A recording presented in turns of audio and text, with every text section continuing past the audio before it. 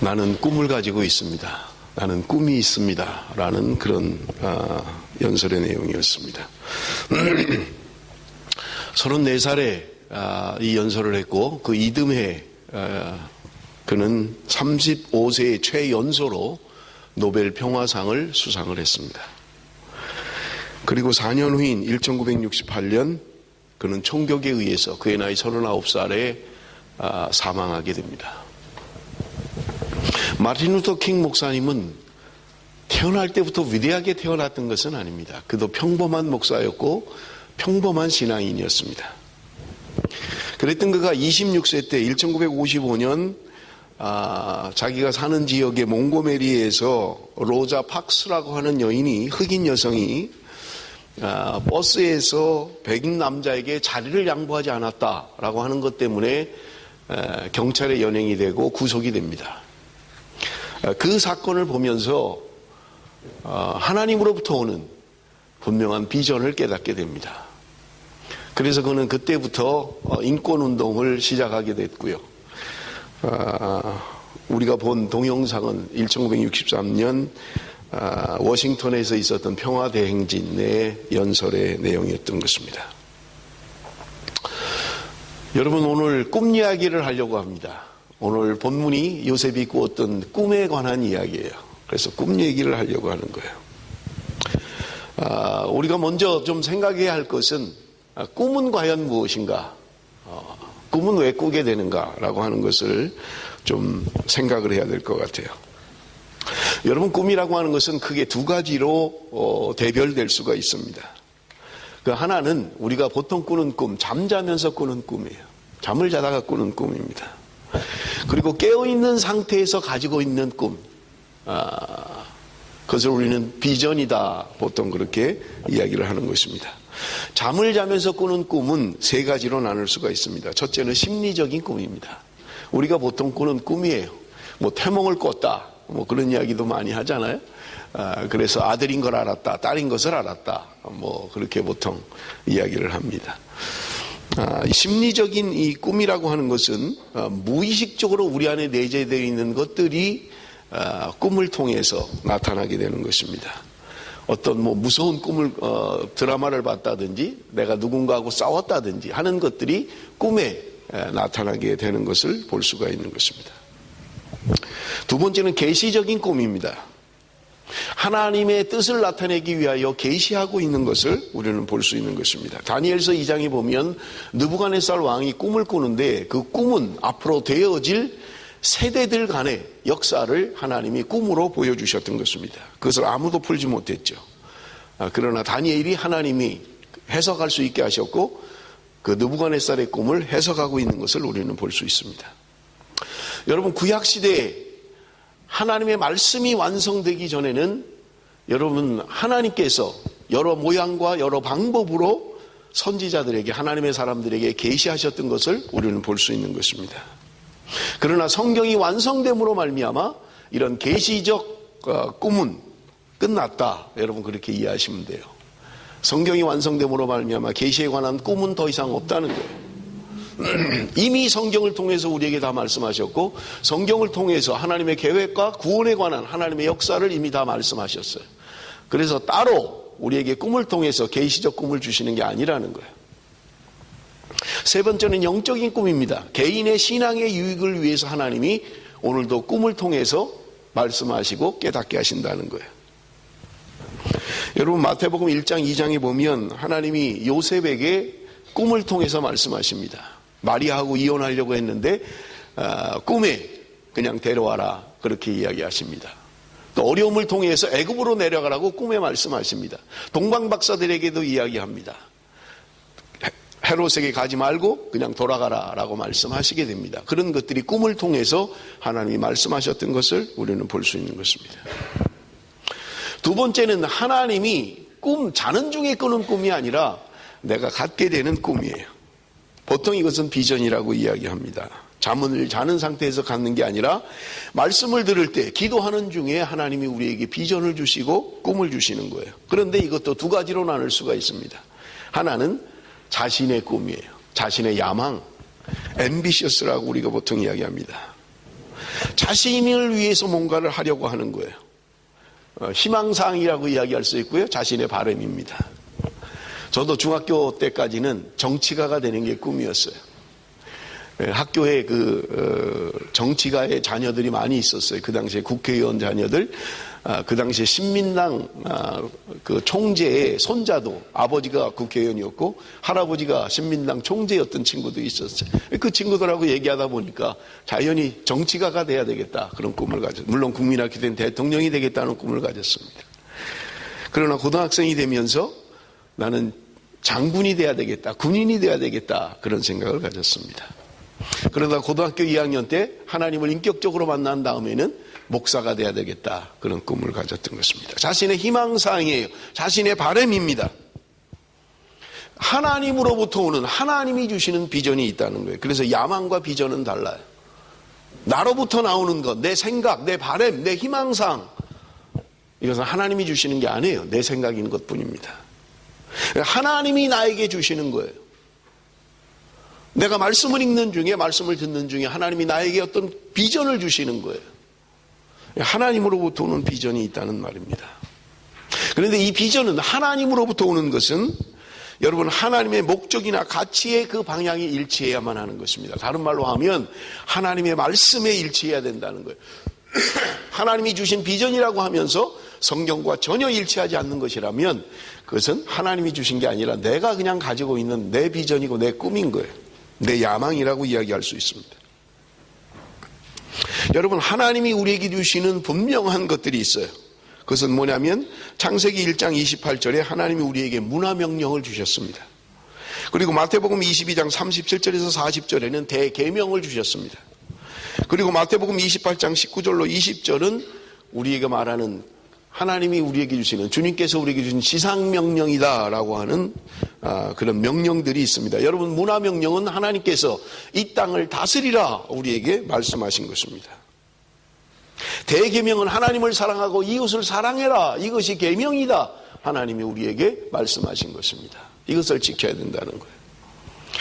그리고 마지막으로 지상명령은요, 마태복음 28장에 기록한 것처럼 구원을 위해서 천국 복음을 땅끝까지 전하라고 하는 분명한 명령을 우리에게 주신 것입니다. 하나님으로부터 오는, 하나님이 주시는 비전이라면 분명히 하나님이 주신 명령과 일치해야 된다는 거예요. 그저 내 개인적인 야망이나 내 개인적인 꿈이 하나님이 주시는 게 아닐 수 있다는 말입니다. 여러분, 오늘 우리는 본문의 요셉의 꿈을 한번 좀 생각하면 좋겠습니다. 여러분, 요셉이 두 번이나 반복해서 오늘 본문에 꿈을 꾸고 있는 것을 볼 수 있어요. 7절 말씀입니다. 우리 한번 같이 읽어볼까요? 7절 말씀 다 같이 읽습니다. 시작.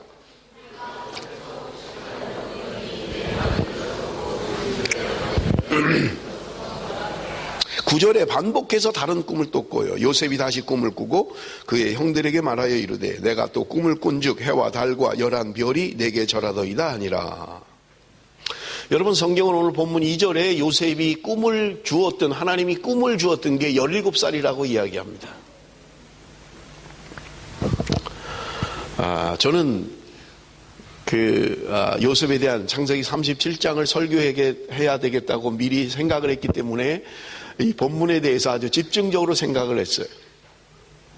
왜 요셉이 형들에게 이 꿈에 대한 이야기를 했을까? 뭐 때문에 했을까? 여러분, 우리가 지금 37장 그냥 읽어보면서도 느낄 수 있는 것은 요셉이 그런 꿈 이야기를 하지 않아도 형들이 지금 미워하고 있다는 거예요. 왜냐하면 아버지의 편애를 받았어요. 물론 너무 막둥이라 그런 것도 있지만 그의 어머니 라헬을 특별히 사랑했기 때문에 그 사랑이 요셉에게 갔던 거예요. 그래서 다른 사람과 다르게 채색 옷을 입혔다, 성경은 이야기하는 거예요. 여러분, 한 집안에서 누군가에게만 특별히 부모님이 편애를 하면 다른 형제들은 미워하게 되는 거예요. 보통 우리 한국에 장자에게 많이 그랬잖아요. 그 장손, 우리 집안에, 우리 가정에 장남이다 그러면 좀 특별히 그렇게 했던 역사들이 있잖아요. 그래서 지금 요셉이 형들에게 미움을 받고 있는 것을 자신이 왜 모르겠어요. 그럼에도 불구하고 왜 지금 이 관계를 불편하게 하면서까지 요셉은 꿈 이야기를 반복적으로 이야기하고 있는 걸까? 당시의 정황을 4절이 이야기하고 있습니다. 여러분 4절을 한번 보십시오. 한번 같이 읽어볼까요? 4절 말씀입니다. 다 같이 시작.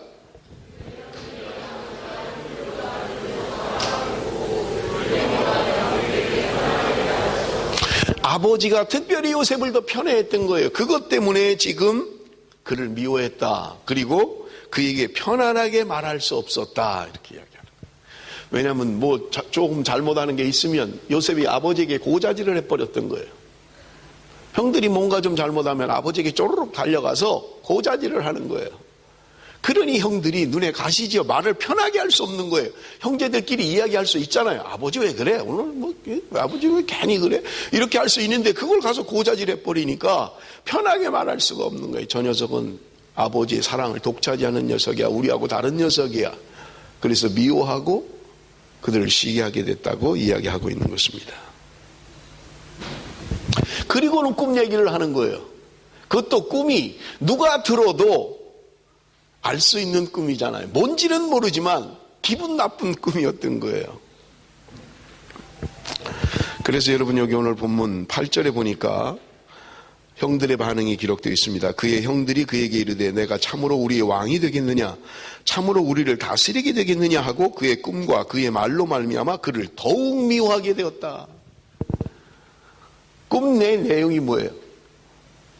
어느 날 내 단은 섰고 형님들의 단이 내 단에게 절하더이다. 이런 꿈 얘기를 한 거예요. 서 있는 자기는 좋을지 모르지만 형들의 단이 절을 했다라고 하는 것은 경배했다는 것입니다. 아니 장남도 아니고 막내인 녀석이 자기 단은 서고 형들의 단은 거기다 절을 했다라는 이야기를 하니 형들이 기분 좋을 리가 없죠. 그래 네가 우리의 왕이 되겠느냐? 그리고 더 미워하는 거예요.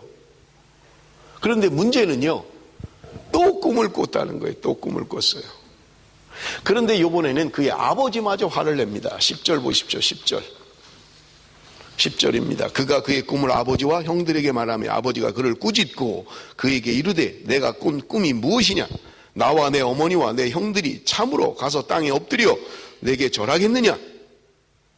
아버지도 화를 내는 거예요. 그런데 왜 요셉은 이 꿈 이야기를 하는 걸까요? 여러분 나이가 17살이면 뭐 사리분별 다 할 수 있는 나이잖아요. 너무 아버지의 편애를 받아서 상황 판단이 안 돼서 지금 이런 이야기를 하는 걸까요? 지금 자신의 꿈 이야기를 하면 형들이나 아버지로부터 더욱 미움을 받을 것을 몰랐을까요? 왜 지금 요셉은 이 꿈 이야기를 하는 거예요? 저는 이것 때문에 이해가 되지 않았어요. 지금 그렇지 않아도 형들이 자신을 미워하는 걸 요셉이 모를 리가 없어요. 그런데 어디서 이상한 꿈을 꾸고 지금 그 꿈 이야기를 하는데 형들로서는 기분 나쁜 꿈들이에요. 근데 왜 그 이야기를 하고 있냔 말이에요.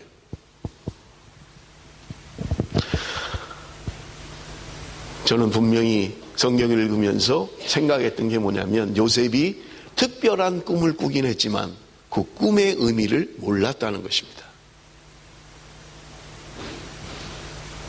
자기에게 특별한 꿈인 것은 알았지만 그 꿈이 무엇인지를 몰랐던 거예요. 그 꿈의 내용을 몰랐던 거예요. 그 진정한 의미를 깨닫지 못했던 거예요. 그러니까 얘기하는 거예요, 그냥. 제가 좀 더 집중적으로 오늘 본문을 통해서 설명을 해나갈 것입니다. 여러분 우리가 생각할 때 그렇게 생각할 수 있어요. 요셉이 형들에게 팔려갈 때 어떻게 팔려갔을 것 같아요, 여러분?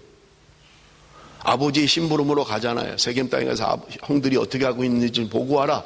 그렇게 갔을 때 형들이 팔아버리잖아요. 구덩이에 집어넣고 죽이려고 하잖아요. 꿈꾸는 자가 오는더라. 저거 죽여야 된다. 그 꿈이 어떻게 되는가 좀 한번 보자. 그 중에 그래도 루벤이 좀 낫고 유다가 좀 낫어요. 그래서 유다가 제안을 하잖아요. 그러지 말고 우리 죽이지 말고 팔아버리자 그냥. 그래서 그를 은 20냥에 팔아버린 거예요. 여러분 요셉이 어떻게 팔려갔을 것 같아요? 우리는 생각할 때 모든 것을 다 믿음으로 다 해석하는 거예요. 뭐 믿음으로 다 해석해요. 제가 어디 그 얘기를 들으니까 그런 얘기를 해요. 사랑을 하게 되는데 전도사예요.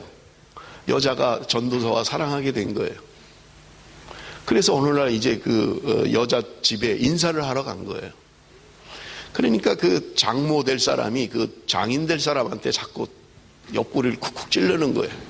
가서 좀 얘기를 하고 좀 뭐 무슨 계획이 있는지 좀 알아보라고 자꾸 이런 거예요. 그래서 이 장인 될 사람이 그 사위 될 전도사를 데리고 따로 가서 묻는 겁니다. 자네 그래 내 딸을 사랑하는가? 사랑합니다. 그래 결혼을 하려면 뭐 집이라도 하나 좀 장만할 계획은 있는가? 이 전도사가 하는 말이 하나님이 다 준비하실 것입니다. 아니 그러면 지금 뭐 결혼해야 되는데 결혼 비용 같은 건 좀 준비가 됐는가? 그것도 하나님이 다 하실 겁니다. 뭐든지 다 하나님의 얘기냐. 뭘 묻기만 하면 하나님이 하실 것입니다. 하나님이 하실 것입니까? 우린 참 편해요. 뭐든지 믿음으로만 하면 말하면 되니까. 하나님이 하실 겁니다. 하나님이 하실 겁니다. 물론 맞을지 몰라요. 그 장인이 하는 말이 그 장모 될 사람에게 가서 이야기하는 게 무슨 말을 하는지는 나는 잘 모르겠는데 분명히 확신을 가지고 있는 게 있긴 있는데 이 친구는 내가 하나님인 줄 아는 것 같아. 그렇게 이야기를 하더라는 거예요. 여러분 우리가 말을 하면서 쉽게 그냥 믿음으로 그렇게 이야기하기가 얼마나 쉽냐는 거예요. 아마 요셉이 그렇게 팔려가면서도 웅덩이에 갇히면서도 그는 기도했을 것이고 하나님의 인도함을 구하며 담대하게 하나님이 나와 함께 하실 거야. 그리고 가지 않았을까? 천만에요. 여러분 성경은 그렇게 말하고 있지 않아요. 여러분 우리 한번 성경을 볼까요? 창세기 42장 21절 우리 한번 보겠습니다. 같이 읽습니다. 다 같이 시작. 그들이 서로 말하되 우리가 아우의 일로 말미암아 범죄하였도다. 그가 우리에게 애걸할 때 그 마음의 괴로움을 보고도 듣지 아니하였으므로 이 괴로움이 우리에게 임하도다. 지금 이 이야기는 이제 요셉이 총리가 되고 형들이 그 총리된 요셉 앞에 왔을 때 하는 이야기입니다. 그들이 하는 이야기예요. 우리가 그때 지금 이거는요 20년도 더 지난 일이에요. 그런데 형들의 입에서 20년도 더 지난 자기 동생을 팔아먹었던 그 사건을 이야기하면서 하는 말입니다. 그가 우리에게 애걸할 때 그 마음의 괴로움을 보고도 듣지 아니했다. 그래서 결국 그 괴로움이 우리에게 임하는 것이다. 그렇게 이야기하고 있는 거예요. 여러분 세번역은요 좀 더 아주 리얼하게 표현하고 있어요. 세번역을 좀 올려주세요. 세번역 성경은 이렇게 설명하고 있어요. 그들이 서로 말하였다. 그렇다. 아우의 일로 벌을 받는 것이 분명하다. 아우가 우리에게 살려달라고 애원할 때 그가 그렇게 괴로워하는 것을 보면서도 우리가 아우의 애원을 들어주지 않은 것 때문에 우리가 이제 이런 괴로움을 당하는구나. 세 번역은 아주 리얼하게 표현하는 거예요. 살려달라고 그렇게 애원할 때 우리가 그 마음의 괴로움을 보면서도 듣지 않았다는 거예요. 그래서 우리가 지금 그 죄의 값을 받는 거야. 그렇게 지금 이야기하고 있는 거예요. 여러분 요셉은 웅덩이에 빠지고 팔려가면서 그렇게 믿음으로 담대하게 뭐 형들이 나를 팔지만 나는 믿음으로 하나님과 함께 어디를 가든지 하나님이 나를 형통케 하실 거예요. 그러지 않았어요. 하나님이 주신 꿈이 있었지만 그 꿈은 현실과 달랐다고요. 그는 애걸복걸 살려달라고 형들에게 아마 바지를 붙잡았든지 그저 온갖 방법으로 형님 나 좀 살려주세요. 형님 나 좀 잘못했어요. 내가 잘못했습니다. 다시는 안 그러겠습니다. 나 좀 살려주세요. 그렇게 하지 않았겠느냐고요. 성경이 이야기하고 있으니까요. 여러분 이게 요셉의 실존이에요. 믿음의 사람은 어려움이 와도 담대하게 신앙으로 극복하고 기쁨으로 나가고 여러분 그렇게 하지 않았어요.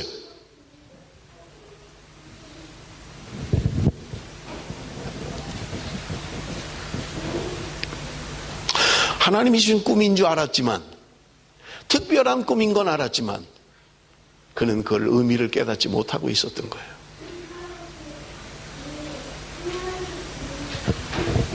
여러분, 우리는 보통 하나님이 꿈을 주셨다 그러면 이렇게 돼야 됩니다. 하나님이 나에게 비전을 주셨고 꿈을 주셨을 때 모든 일들은 순조롭게 풀려가기 시작했습니다. 필요한 사람을 만나게 하셨고 필요한 재정을 주셨고, 그래서 나는 승승장구했고, 다른 사람이 10시간이 할 거를 하나님이 지혜를 주셔서 1시간 만에 공부하게 하셨고, 그래서 오늘 내가 있게 됐습니다. 하나님께 영광 돌립니다. 이게 이래야 보통 우리는 정상적인 간증의 이야기잖아요. 그런데 요셉은 그런 게 없어요. 지금 우리가 결말을 알기 때문에 그렇지만, 여러분, 요셉이 지금 하나님이 주신 꿈 그거 하나 가지고 그거 붙들고 어떤 어려움 가운데서도 믿음으로 승리했다, 절대로 아니에요. 그거요. 그는 이해할 수가 없었던 거예요. 그가 총리가 되는 그 순간까지 하나님이 주신 꿈의 내용을 몰랐다고요. 그런데 뭘 붙잡아요, 그걸. 내가 지금 당하는 건 점점 안 되는 쪽으로만 가고 있는데 형들이 자신을 팔았다고요. 그렇게 좀 열심히 살아보려고 했는데 결국은 감옥까지 갔어요. 이게 되는 인생입니까, 이게? 이게 무슨 되는 인생이에요?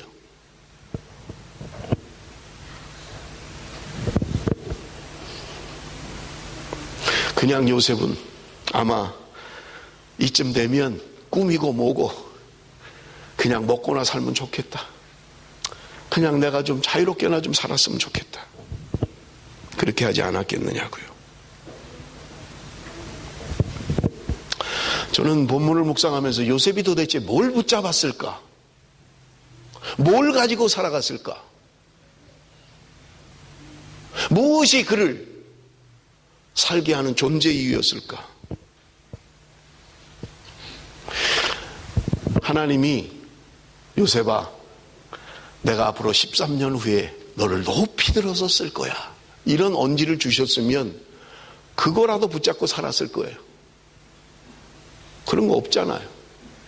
그냥 꿈을 꾼 거예요. 어느 날 이상한 꿈, 해석되지 않는 이상한 꿈을 꿨던 거예요. 그거를 붙잡고 모든 것을 다 감수할 만한, 그건 꿈이 아니에요. 그런 꿈이 아니라고요. 꿈이 이상하게 돌아가는 거예요. 뭔가 조금씩 나아지고 뭔가 조금씩 그 꿈을 향해서 가야 되는데 요셉에겐 그런 게 없었어요. 13년 동안 되는 일이 없었다고요. 안 되는 것뿐이에요.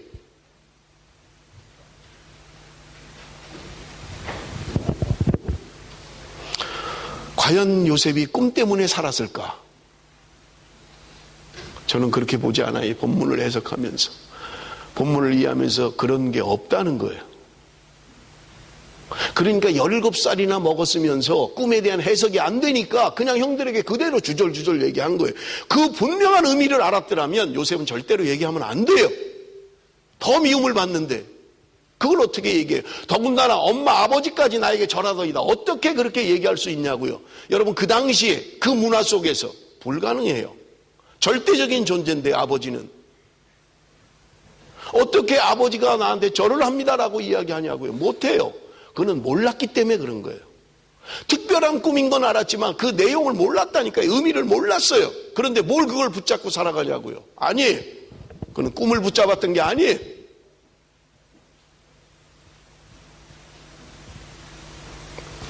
그래서 여러분 37장 마지막 절을 한번 보세요. 37장 마지막 36절을 한번 보십시오. 우리 한번 같이 읽어봅니다. 다 같이 읽습니다. 시작.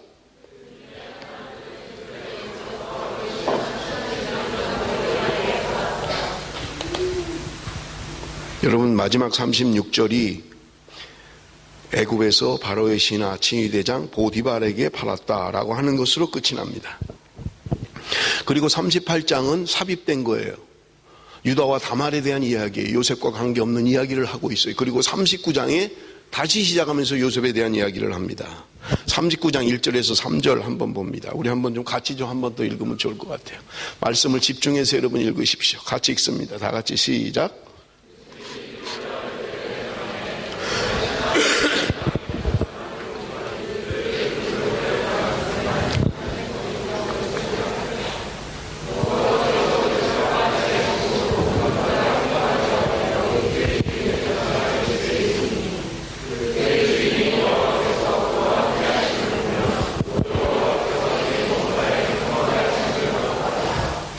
여러분, 요셉의 인생을 우리가 보면서 성경이 반복적으로 이야기하는 것들이 있습니다. 그것은 뭐냐면 하나님이 그와 함께 계셨더라. 하나님이 그를 형통케 하셨더라. 이런 이야기들이에요. 저는요, 어젯밤에 잠을 못 잤어요. 그렇게 많이 본 말씀이고 그렇게 많이 설교했던 내용인데 하나님이 함께 하셨더라는 의미가 뭘까? 요셉이 지금 그것을 알고 있을까? 그런데 여러분, 중요한 사실이 있습니다. 3절에 보니까 이렇게 이야기해요. 그의 주인이 여호와께서 그와 함께 하심을 보며 또 여호와께서 그의 범사에 형통하게 하심을 보았더라. 이게 3절이 이야기하고 있는 거예요. 지금 보디발이라고 하는 요셉을 산 사람, 이 사람은 안 믿는 사람이에요. 불신자예요. 이방인입니다. 그런데 그 불신자가 그 주인이 저 가나안에서 사온 그 종, 그 별 볼 일 없는 그 종, 그가 하나님이 함께 계심을 봤다는 거예요. 그리고 하나님이 형통케 하심을 보았다는 거예요. 여러분, 얼마나 놀라운 이야기입니까? 내가 하나님의 임재하심, 하나님이 나와 함께 하심, 내가 느낄 수 있어요. 그렇지만 남이 느끼는 건 다른 문제잖아요. 내가 하나님을 경험했습니다. 하나님을 만났습니다.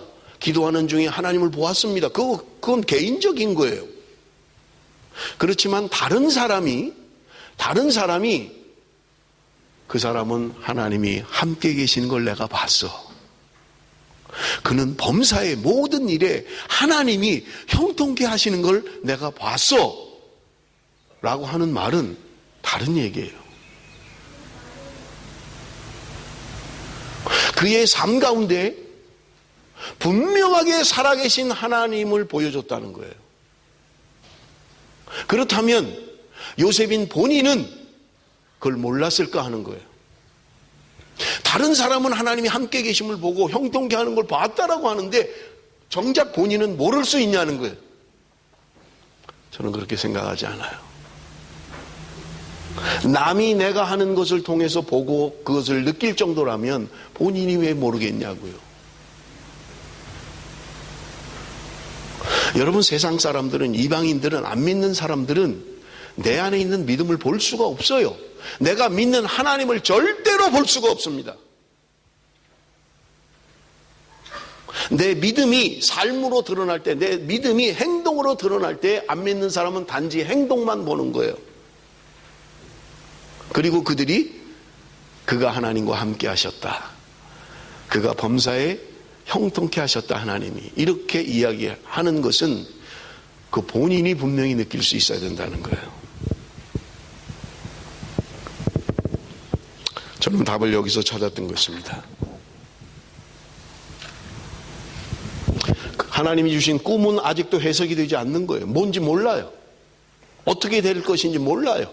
그런데 분명한 것은 요셉이 비로소 팔려와서 홀로 남아서 비로소 하나님을 경험하기 시작했다는 거예요. 하나님이 나와 함께 하심을 느끼기 시작했다는 거예요. 하나님이 나를 형통케 하심을 자신의 삶을 통해서 느낄 수 있었다는 거예요.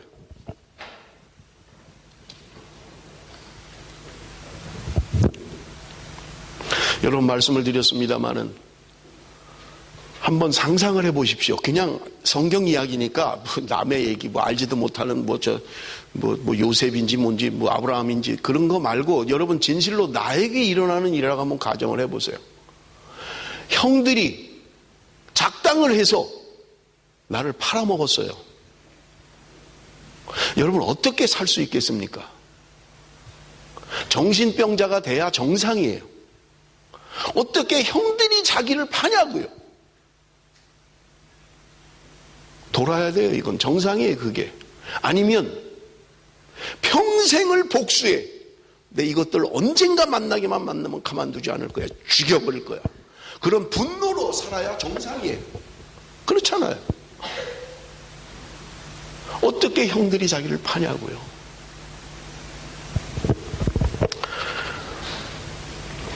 그런데 왜 요셉이 붙들었던 게 과연 뭐냐고요.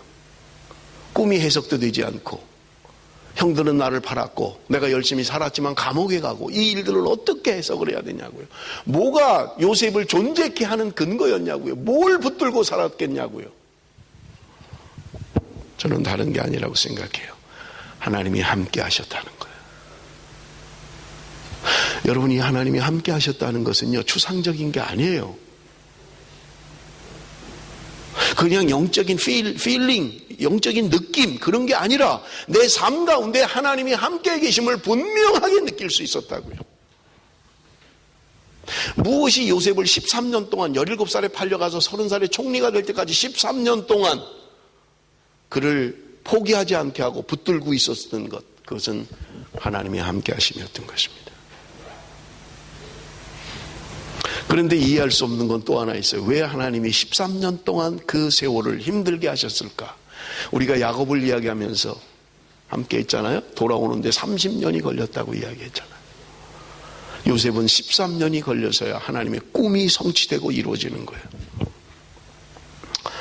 저는 본문을 묵상하면서요, 믿음이 실제가 되는 훈련이 필요했다는 거예요. 내가 믿는 그 신앙, 그것이 내 삶 속에 실제가 되는 경험이 필요했던 거예요. 그래서 어떤 상황에서도 부인할 수 없는, 하나님이 나와 함께 계시고 하나님이 살아계시고 하나님이 오늘도 나와 함께 하시는 그 하나님인 것을 부인할 수 없는 믿음이 실제가 되는 훈련이 필요했다는 거예요. 17살까지 아버지 밑에서 사랑을 받고 엄마의 사랑을 받고 자랄 때는 하나님을 경험하지 못했던 거예요. 아버지가 나를 특별히 사랑하는 것, 그냥 기분 좋은 일이었던 것뿐이에요. 그는 비로소 팔려가서 혼자 대면하게 됐고 혼자 살아야 되고 혼자 결정해야 되고 혼자 모든 것을 해내야만 되는 상황에 부딪힌 거예요. 그때 그는 하나님이 함께 계심을 경험하기 시작했던 거예요. 믿음이 실제가 되었던 것입니다. 하나님이 요셉을 연단하고 훈련했다라고 하는 것은요, 추측이 아닙니다. 시편 105편 17절에서 19절을 보십시오. 시편 105편 17절에서 19절 다 같이 읽습니다. 시작.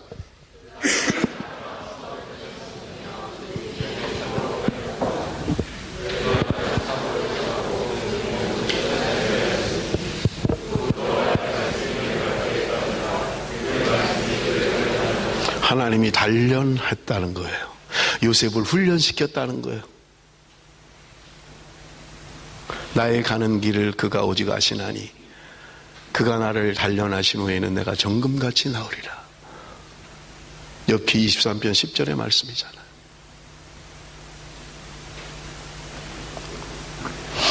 여러분, 금이 뭐 24K, 뭐 18K, 14K, 무슨 의미예요? 그게 24, 18, 14, 그게 무슨 의미예요?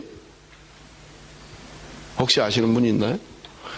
제가 오늘 글을 보니까 거기 그렇게 돼 있어요. 그 숫자는 불에 들어간 숫자래요. 불에. 그래서 24K는 24번을 불에 집어넣었다 빼면 거의 불순물이 제거가 된다는 거예요. 그래서 순도 100% 금 할 때 24K 그렇게 한다는 거예요. 18K, 그건 아직 뭐가 덜 빠졌다는 거예요. 뭔가 섞여 있다는 거예요. 14K, 한 반 이상은 섞여 있는 것. 맞는지 제가 잘 모르겠어요. 그쪽에 제가 잘 몰라서. 하나님은 우리를 훈련하고 연단하시는 거예요. 하나님이 주신 꿈이 분명히 있었고 하나님이 주시는 분명한 비전이 있었지만 그 비전을 이루기까지 하나님은 나를 단련하시고 훈련하시는 거예요.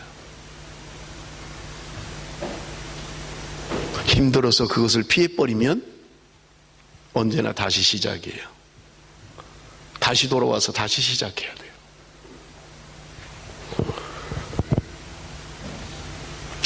여러분, 두 번째는요, 하나님이 요셉의 성품을 바꾸기를 원하셨던 것입니다. 철야 때 말씀을 드렸습니다만 삼위일체를 경험하는 삶이라는 그 책에 그런 내용이 있어요. 우리의 성품을 그리스도의 성품을 닮아가도록 만드신다는 것이다. 여러분, 요셉을 보세요. 형들이 잘못하면 아버지에게 가서 고자질을 했어요. 물론 안 한 것을 했다고 하진 않았을 거예요. 그죠? 그러나 그의 성품이 그렇게 좋은 건 아니잖아요. 누군가 뭘 잘못하면 쪼르륵 달려가서 아빠, 형이 이렇게 했어. 형이 이렇게 욕했어. 이게 별로 좋은 게 아니잖아요. 물론 정직한 거겠죠. 그냥 본대로 이야기하는 거예요.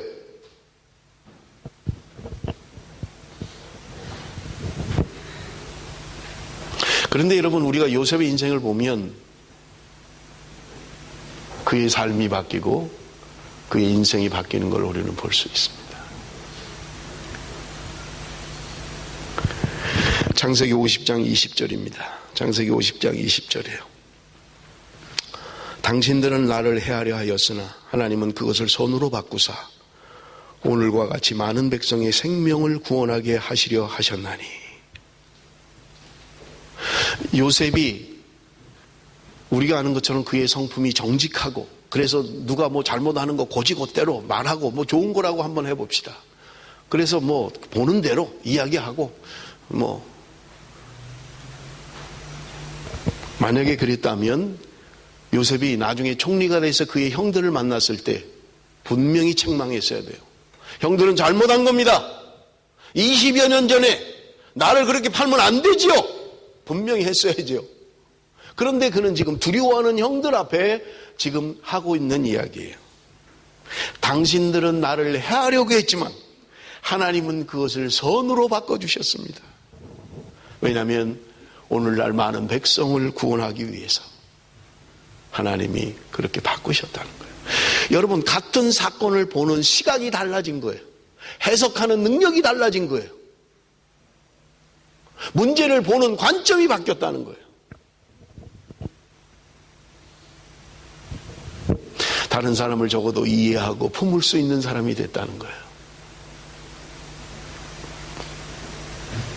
그 선한 목자교회 유기성 목사님이 간증을 하는 내용 가운데 그런 게 있었어요. 자기는 아버지가 목사고 늘 교회 안에서 살았다는 거예요. 태어나면서부터 교회 안에 살았고 자라면서 교회 안에 살았고, 그래서 그는 목사의 아들 이것 때문에 열심히 공부밖에 한 게 없다는 거예요. 그런데 그가 간증을 하면서 뭐라고 하냐면 그래요. 자기가 어릴 때 교회를 생각하면 무서웠다는 거예요. 경건하게 예배를 드리고 거룩하게 예배를 드리고 집사님 장로님들이 경건하게 그렇게 예배를 드리는데 그들이 무서웠다는 거예요. 이해가 되시나요, 여러분? 교회가 하나님 앞에 경건하게 거룩하게 예배를 드리는 모임의 공동체인데 누군가의 잘못을 지적하는, 야, 너는 목사 아들이 되고 그럼 되겠냐? 넌 장로 딸이 되고 그럼 되겠어? 무서웠다는 거예요. 그렇게 믿음이 좋고 그렇게 경건하고 그렇게 거룩한 사람들의 모임에서 누군가를 품어주고 이해하고 사랑하는 게 아니라 조금만 잘못하면 너는 목사의 아들이 되고 그러면 되겠어? 너는 장로의 딸이 되고 그러면 돼? 교회 안에서 이렇게 뛰면 되겠냐? 항상 지적했다는 거예요. 그래서 교회가 무서웠다는 거예요. 집사님, 장로님들이 무서웠다는 거예요. 자기가 늘 늘이 떠나지 않는 건, 넌 목사의 아들이 돼서 그게 자기는 너무 싫었고 너무 힘들었다는 거예요. 성격적으로 그걸 대항할 수 없으니까 그냥 자기는 원하지 않게 그런 사람으로 만들어져 갔다는 거예요.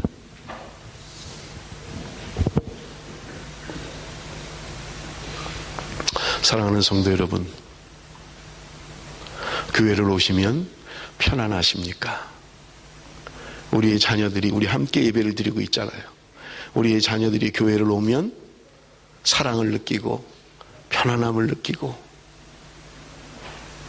아니면 우리 아이들 가운데서도 누군가가 교회는 무서운 곳이야, 집사님, 장로님, 목사님 무서워, 그렇다면 여러분, 우리에게는 문제가 있는 것입니다. 하나님 오늘도 우리의 성품이 바뀌기를 원하시는 거예요. 문제를 보는 시각이 바뀌기를 원하는 거예요. 누군가를 향해서 지적하고 잘못을 책망하고 하는 걸 우리에게 주신 사명이 아니에요. 품고 이해하고 용납하고 관용하고, 그것이 주님이 우리에게 원하는 성품인 것입니다. 여러분, 내 성품이 바뀌어야 돼요. 교회에 와서도 마치 인스펙터처럼, 설교를 들으면서도 인스펙터처럼, 목사님이 오늘 무슨 잘못한 말씀을 하나? 저거 아닌 것 같은데, 그런 시각으로만 바라보면 어떻게 은혜를 받겠냐고요. 누가 오늘 잘못하나 보자, 조금만 잘못하면 지적하고, 그걸 어떻게 신앙생활을 하겠냐고요. 좀 기다려주고, 조금 못해도 참아주고, 용서하고 용납하고 이해하고, 아이들이 좀 실수를 해도 어릴 때는 그럴 수 있는 거야. 좀 기다려주고, 철이 나면 괜찮겠지, 나이가 들면 좀 괜찮겠지. 우리의 성품이 바뀌어야 된다는 말입니다. 여러분, 하나님의 사람 쓰임받기 위해서는 기다림이 필요한 것입니다. 야곱은 그의 고향으로 돌아오는데 30년이 걸렸어요. 모세는 40년이 걸렸습니다. 요셉은 13년이 걸렸습니다. 여러분, 모세를 보세요. 내가 뭔가 할 수 있다. 그는 문무를 겸비했어요. 애굽의 왕자로 문무를 겸비한 사람이에요. 나는 우리 민족을 구원할 수 있어. 뭔가 자신감이 넘치고 뭔가 할 수 있다고 생각하고 뭔가 내가 할 수 있다고 생각할 때 하나님은 절대로 쓰시지 않았어요. 그가 왕궁에서 살았던 40년의 기간만큼 하나님은 그를 미디안 강야로 보내셨던 거예요. 홀로 있는 시간을 보내게 하셨던 거예요. 여러분, 우리가 잘 알잖아요. 40년이 지나서 모세의 태도를 보세요. 하나님이 떨기나무 가운데서 그를 부르셨습니다. 너는 이제 민족을 구원해라. 모세는요, 하나님이 화낼 정도로 거절합니다. 하나님 못합니다. 하나님, 제가 어떻게 그 일을 할 수 있습니까? 하나님, 저 못해요. 안 돼요. 안 돼요. 저 말도 잘 못합니다. 나중에 하나님이 화를 내잖아요. 이게 하나님이 쓰시는 방법이에요. 내가 뭔가를 할 수 있다. 내가 뭐를 해야 된다. 내가 뭐를 이뤄야 된다. 그때 하나님이 안 쓰세요. 안 쓰신다고요. 나는 아무것도 할 수 없습니다. 저에게 능력이 없습니다. 하나님만이 하셔야 됩니다. 그때 하나님이 우리를 쓰시기 시작하십니다. 여러분, 내가 아직도 뭔가 내 의지로, 내 뜻으로, 내 생각으로 뭔가를 할 수 있다고 생각하십니까? 아니에요. 버리셔야 됩니다. 삼위일체를 경험하는 삶에서 그런 이야기가 나와요. 우리는 내가 잘하는 것, 내가 좋아하는 걸 하려고 한다는 거예요. 그게 재능이라고 생각한다는 거예요. 하나님의 방법은 내가 가장 못하는 것, 가장 하기 싫은 것 하나님이 하게 하실 때 있다는 거예요. 그런데 그게 하나님의 영광을 드러낸다는 거예요. 왜냐하면 내가 가장 잘하는 것, 내가 가장 좋아하는 거 하면 일이 됐을 때 내가 드러나는 거예요. 자꾸. 아, 역시 나는 리더십이 있고 나는 역시 이런 재능이 있어. 교만하게 된다는 거예요. 그러나 정말 내가 못하는 일이에요. 죽기 싫을 만큼 못하는 일이에요. 그런데 그 일을 하면 내가 한 게 아니잖아요. 분명하게 하나님이 하셨다라고밖에 고백할 수 없잖아요. 그래서 여러분, 교회에서 뭔가를 부탁할 때 나는 못합니다, 나는 재능이 없습니다, 그렇게 하지 말라는 거예요. 내가 할 수 없지만 하나님을 의뢰하고 하나님을 바라보고 하나님이 주시는 힘으로 할 때 하나님이 영광을 받으신다는 거예요.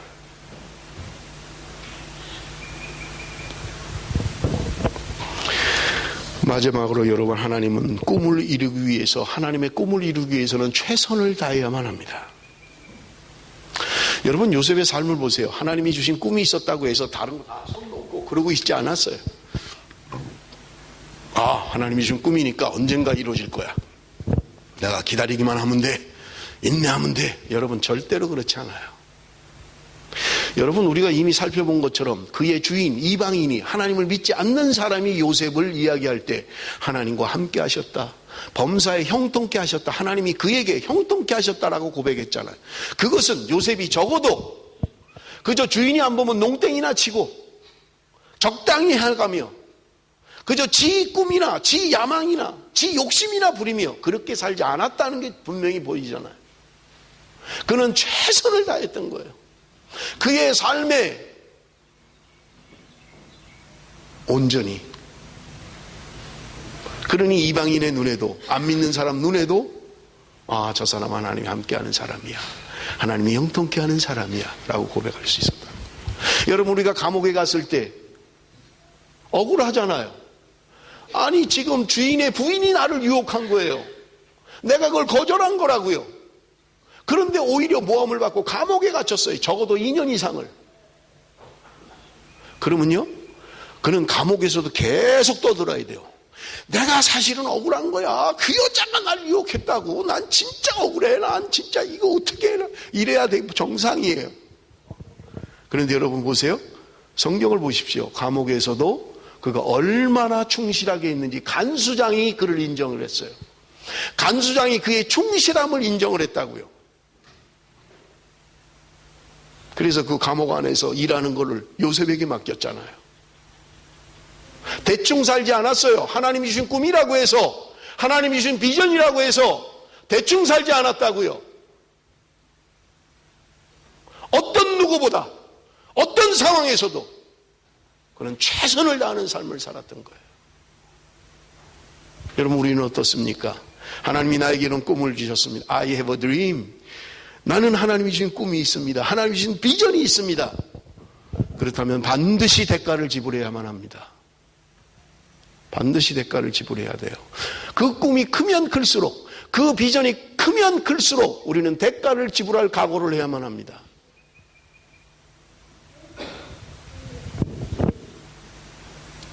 나는 전국 1등을 하는 게 나의 꿈입니다. 그러면 거기 대가를 지불해야죠. 남들보다 더 노력하고 남들 잘 때 더 안 자고 공부하고 해야 될 거 아니에요. 나는 전국 1등 하는 게 꿈이다. 맨날 놀고 친구하고 맨날 놀러 다니고 뭐 맨날 드라마나 보고 뭐 맨날 쇼나 보고 어떻게 하겠어요? 불가능해요. 요셉은 그런 삶을 살지 않았어요. 그는 주어진 상황 가운데 최선을 다했던 것입니다. 최선을 다했어요. 소홀히 하지 않았어요.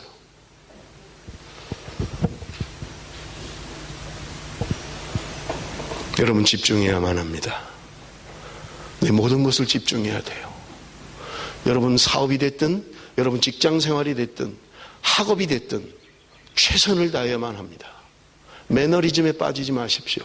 뭐 그냥 이렇게 하는 거지 뭐 맨날. 아니에요. 연구하십시오. 공부하십시오. 찾으십시오. 그냥 이루어지는 거 아니에요. 하나님, 내가 이렇게 되기를 원합니다. 최고가 되기를 원합니다. 최선이 되기를 원합니다. 그러면 여러분, 우리는 노력해야 돼요. 공부해야 돼요. 찾아야 돼요. 우리는 늘 안 하면서 우리의 꿈, 우리의 비전만을 이야기해요. 하나님이 주신 꿈임에도 불구하고 내가 최선을 다하지 않는다면 여러분, 그 꿈은 이루어지지 않습니다. 하나님이 주시는 꿈들은 다 이루어지나요? 아니에요. 하나님은 기다리십니다. 내가 나를 통해서 하나님이 그 꿈을 성취할 때까지 하나님이 우리의 성품을 훈련시키고 기다리시는 거예요. 그것이 30년이 됐든 40년이 됐든 50년이 됐든 평생이 걸리든 하나님은 기다리시는 거예요. 하나님의 기대와 하나님의 수준은 절대로 낮추시지 않습니다. 내가 가는 길밖에 없어요. 내가 가는 길밖에 없어요. 찰리 패덕이라고 하는 사람이 1920년 올림픽에서 금메달을 땄습니다. 어느 날 그가 클리블랜드 고등학교에 가서 연설을 했습니다. 그러면서 그가 이야기합니다. 여러분 가운데 이 강당에 미래의 올림픽 챔피언이 될 수 있는 사람이 있을지 누가 알겠습니까? 여러분 가운데서도 올림픽 금메달을 딸 수 있는 챔피언이 있을 것입니다. 연설이 끝나는데 주변에서 늘 어슬렁거리고 야위고 다리만 껑충 큰 어떤 흑인 아이 하나가 찰리 패덕에게 다가와서 이야기하더라는 거예요. 제가 미래의 어느 날인가 최고의 달리기 선수가 될 수 있다면 저는 그 일을 위해 모든 것을 바치겠습니다. 그 이야기를 듣고 도전을 받은 거예요. 그냥 학교에서도 껄렁껄렁거리고 그냥 그러던 아이인데 찰리 패덕의 이야기를 듣고 도전을 받은 거예요. 내가 올림픽 챔피언이 될 수만 있다면 나는 내 인생을 다 걸겠습니다.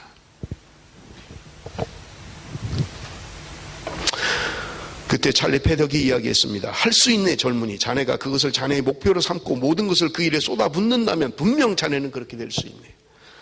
1936년 제시 오웬즈, 그는 세계 기록을 깨고 금메달을 얻었던 그 고등학교 때 그것을 할 수 있다면 난 내 생애를 다 걸겠습니다라고 했던 제시 오웬즈, 그는 1936년 올림픽에서 금메달을 따게 됩니다. 그가 고향으로 돌아와서 어떤 모임에서 그가 설교를 합니다. 그런데 자기가 했던 것처럼 어떤 흑인 소년 하나가 또 그 제시 오웬즈에게 온 거예요. 저도 꼭 선배님처럼 올림픽 선수가 되겠습니다. 그때 옛날 일이 생각났던 거예요.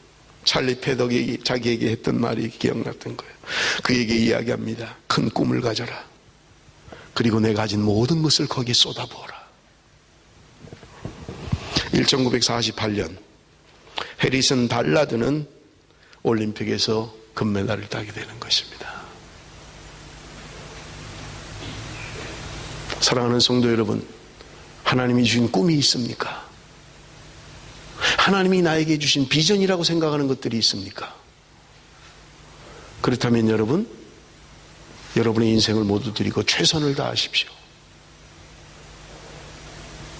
거기에 올인하십시오. 그래야만 그 꿈이 이루어질 수 있을 것입니다. 적당히 시간만 지나면 되겠지, 그런 거 없어요. 하나님이 주신 꿈이라 할지라도 그렇지 않습니다. 말씀을 맺기를 원합니다. 윌리엄 캐리가 했던 말, 이거 있나요? 이거 제가 안 보냈나요? 예, 윌리엄 캐리가 한 말, 우리 한번 다 같이 읽어봅니다. 영어로 읽을 사람은 영어로 읽고요. 우리 다 같이 읽습니다. 시작.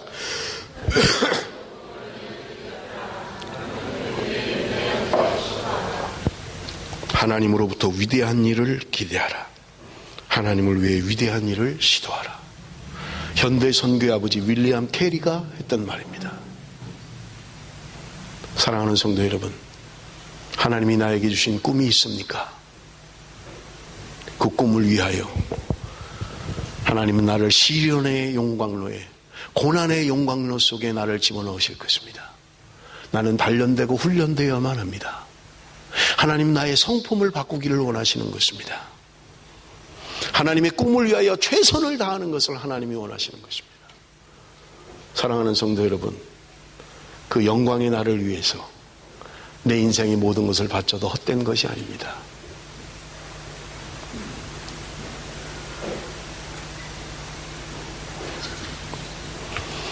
영원한 것을 위하여 썩어져 없어져 가는 것을 다 소진한다 할지라도 그것은 헛된 것이 아닙니다. 붙잡아야만 합니다. 영원한 것을 붙잡아야 돼요. 우리의 인생은 잠시 있다가 사라지는 것이 우리의 인생입니다. 하나님이 주신 꿈, 하나님이 주신 하나님으로부터 온 비전, 그것이 나에게 분명히 있다면 여러분 최선을 다하십시오. 기대하십시오. 그리고 시도하십시오. 하나님이 우리에게 주신 꿈을 이루어 주실 것입니다. 나의 성품을 바꾸고 내가 바뀌어야만 합니다. 기도하겠습니다.